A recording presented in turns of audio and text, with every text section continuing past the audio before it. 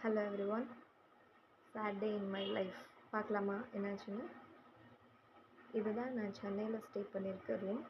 இப்போது வீடு காலி பண்ணுற ஒர்க் தான் நடந்துகிட்ருக்கு. சென்னை டு கோயம்புத்தூர் போகிறேன். குட்டி வீடு தான், but this house holds lots of memories.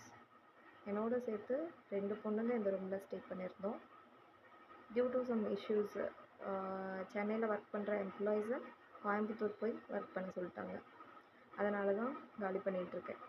2 இயர்ஸாக இந்த வீட்டில் தான் இருந்தேன். எங்களோட சிரிப்பு சத்தம், குக்கிங் சவுண்டு, இதுதான் இந்த வீடு ஃபுல்லாக கலந்துருக்கு. 3 பேரும் ஒர்க்கிங் லேடிஸ் தான்.